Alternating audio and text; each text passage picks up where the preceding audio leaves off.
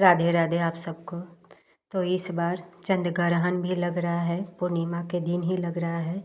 तो उस दिन हमें क्या करना चाहिए, क्या नहीं करना चाहिए ग्रहण के समय। तो 2 तारीख को है पूर्णिमा, व्रत वाली पूर्णिमा, और 3 तारीख को है स्नान दान वगैरह। क्योंकि ये जो पूर्णिमा है ना, प्रदोष काल में शाम को 5:55 से लेके अगले दिन 3 तारीख को प्रदोष काल में ही ख़त्म हो रहा है उसी समय। तो इसीलिए 2 तारीख को रात हमें मिल रहा है, क्योंकि 2 तारीख को रात चंद्रमा भगवान की पूजा करने का बहुत महत्व होता है। तो उस दिन तो हमें जल वगैरह दे देंगे, पूजा कर लेंगे, लेकिन जो स्नान और दान जो का है ना, वो 3 तारीख को हम करेंगे। और सत्यनारायण भगवान की पूजा वगैरह भी हमें 3 तारीख को ही करना होगा। और 3 तारीख को लग रहा है ग्रहण। तो ग्रहण से पहले हमें सूतक का मान्य होता है कि सूतक कई घंटे पहले लग जाता है, तो सूतक भी हमें समय ज़रूर परहेज करना पड़ता है। तो 3 तारीख को सूतक आपका लग रहा है, सुबह सुबह ही लग रहा है, 9:45 बजे के आसपास में लग रहा है। तो 9:45 बजे के आसपास में हमें सब कुछ कर लेना है, क्योंकि पूजा भी करना है, घर की जो लोग हैं उनको नाश्ता व्यवस्था सब कुछ करना है, मंदिर का भी सेवा, अगर हमारे ठाकुर जी हैं, श्री जी हैं, तो सबकी सेवा भी हमें करनी है ना। तो उस दिन थोड़ा हमें कष्ट तो देना पड़ेगा, थोड़ा जल्दी उठना पड़ेगा।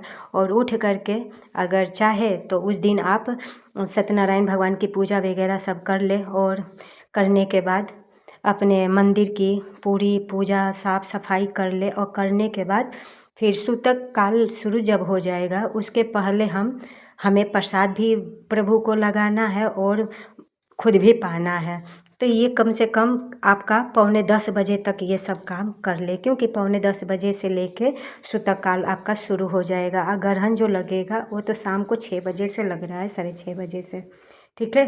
तो ऐसा हम उस दिन करेंगे। और उस समय जब सूतक लग जाए तो प्रभु को भी हमें छूना नहीं चाहिए, किसी कपड़े से अच्छे से हम उनको ढक दें। और ढकने के बाद कुसा और तुलसी और तिल, इन चीज़ों का ही हमें प्रयोग में लेना चाहिए, क्योंकि कुसा ही है और तुलसी है जो सूतक में और ग्रहण में उसका कोई उसके ऊपर कोई प्रभाव नहीं पड़ता है। तो जो भी फल फूल है, चाहे सूखी गीली वाली सामान है, उसके ऊपर हम कुसा रख दें, तुलसी रख दें। और जो पानी की टंकी है, वो पानी की टंकी में हम कुसा डाल दें तिल मिला के, और नहीं तो तुलसी, और टंकी में, तभी हमारा वो पानी भी शुद्ध रहेगा। नहीं तो पानी भी हमारा अशुद्ध हो जाएगा, फिर हमें समय नहीं वो यूज नहीं कर सकते हैं। तो उसमें कुसा डालना ज़रूरी है, टंकियों में भी। तो अपना देख ले, इस तरह से हमें ज़रूर करना है। और भोजन प्रसाद पहले हमें 10 बजे से पहले हमें उस दिन नाश्ता छोड़ दे, नाश्ता करने एक ही बार ना खा ले। और उसके बाद जब वो ख़त्म हो जाएगा ग्रहण काल, उस समय हमें स्नान करके फिर शुद्ध भोजन बनाए, फिर प्रभु को भोग लगाए, और लगा करके फिर खुद भी पाए और सबको प्रसाद पवाए, ठीक है। और उस दिन हमें गंगा जल से सब साफ सफाई कर लेना है, क्योंकि गंगा जल एक सारे जो भी अपवित्र है उसको शुद्ध हो जाता है गंगा जल से ही, गंगा जल की इतनी शक्ति है। तो इसीलिए उस दिन हमें ऐसे करना है। और मंदिर की जो पर्दे हैं, दरवाजे हैं, बिल्कुल बंद कर देना है। और फिर जब ग्रहण काल ख़त्म हो जाएगा तो खुद नहाए और प्रभु को भी अच्छे से साफ सफाई कर ले, कपड़ा वस्त्र बदल दे। वस्त्र बदलने के बाद अच्छे से उनकी साफ सफाई कर ले, और पर्दा वगैरह सब धुल जाएगा, क्योंकि उस पे जो है ना, ग्रहण काल का जो समय उस पे हुआ है असर, तो वो बाद में हमें यूज करने के लायक नहीं रहता है। इसीलिए सब साफ सफाई करना पड़ेगा। तो आप अपना देख लीजिएगा, ठीक है। और ग्रहण काल के समय जब होता है, चाहे सूतक हो चाहे ग्रहण के समय में हो, तो जो बीमार व्यक्ति हैं उनको नहीं लगता, जो प्रेग्नेंट औरतें हैं उनको नहीं लगता, और बच्चों को नहीं लगता। तो ये 3 उस समय भी खा सकते हैं। जो ग्रहण का जो लगता है ना, वो जो यंग व्यक्ति हैं उन्हीं के लिए सब दिक्कत है, ठीक है।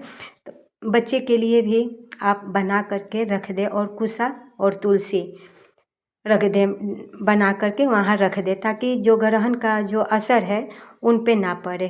ठीक है, तो ऐसा हम अपने घर में कर ले। अगर बच्चे हैं घर में तो बच्चे तो भाई समझेंगे नहीं और भूख उनसे बर्दाश्त होगी नहीं, तो बच्चों के लिए हम एक ही समय जब बनाएंगे तो कुछ एक्स्ट्रा कुछ अधिका बना करके रख दें बच्चों के लिए, और वहाँ कुसा रख दें, ताकि जैसे दूध है, दही है, ये सब चीज़ तो मतलब फेंकने वाली तो चीज़ है नहीं, बच गया तो वहाँ कुसा रख दे, तुलसी रख दे, और फिर हम ग्रहण के बाद हम अपना यूज कर सकते हैं।